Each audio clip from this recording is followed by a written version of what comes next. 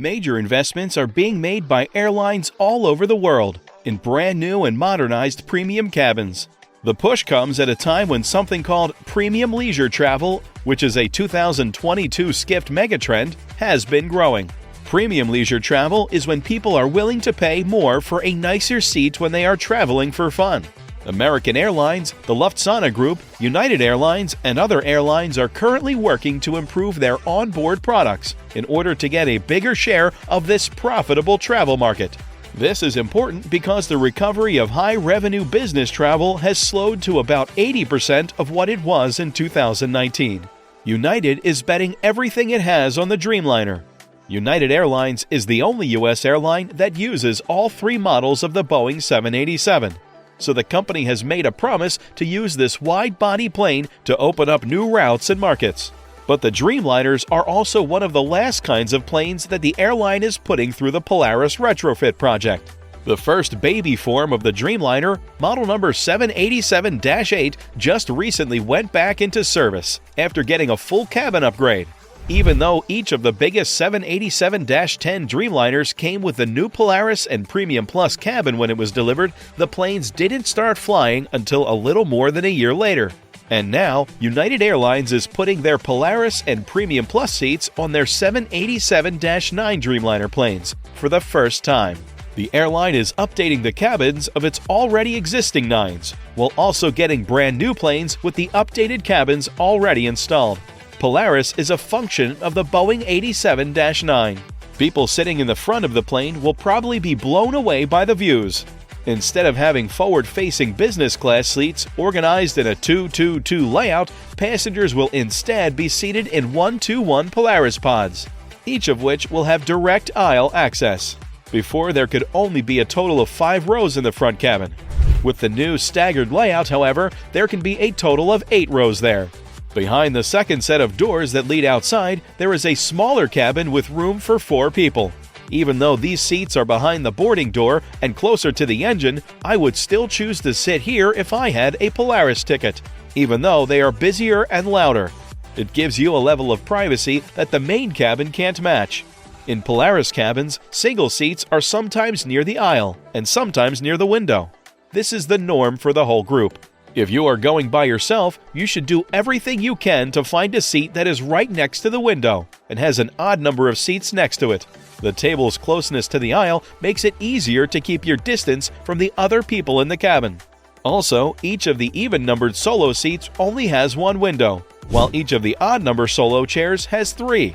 Row 5 has no windows at all, so you shouldn't go there if you want to take pictures of the outside of the cabin. The seats in the middle of the plane move around so that they are either close to each other or close to the aisle. If you don't want to talk to the person sitting next to you, you'll be glad to know that there is a big wall between you. Every seat can be turned into a bed that is about 75 inches long and almost completely flat. The only bad thing about the uneven arrangement is that the footwells aren't very big. If you sit in one of the bulkhead seats in row 1 or row 9, both of which have large footwells, you won't have to think about this at all. Each seat has a 16-inch HD screen for fun, an electrical outlet, a USB port, and a locked storage box. Even though there are no doors, the Polaris Lounge is a big step up in terms of the quality of the business class experience on these planes. But the most fun part isn't always the thing you can hold in your hands. It's because United didn't cut the number of economy seats like they said they would when they switched to the new planes. This means, thank goodness, that the place for rewards and upgrades shouldn't charge. The Boeing 787-9 has seats called Premium Plus. Not just the business class on the 787-9 is getting a big makeover. Also, these planes have a brand new type of cabin called Premium Plus. All 3 rows of seats are set up with 3 seats across and 2 seats behind. The United fleet as a whole has a very consistent style, so there aren't many surprises in the premium economy cabins. Each seat has a footrest and both a leg rest and a footrest. The seat can be leaned back 6 inches. Each one has a 13.3-inch HD IFE screen, as well as an AC outlet and a USB connection. You can sit here for the same price as an Economy Plus seat until United figures out which lines the new 787-9 aircraft will serve. Premium Gold elites and higher can take advantage of this offer because they can get free seats with more legroom when they make a ticket. If you have a 787-9 trip coming up, keep an eye on the seat map because there is a chance that you will be upgraded to Premium Economy for free. The way the economy seats are set up on the Boeing 787-9. At first glance, you can't tell the difference between the business class and economy cabins. After all, the seats are set up in the usual 3-3-3 pattern.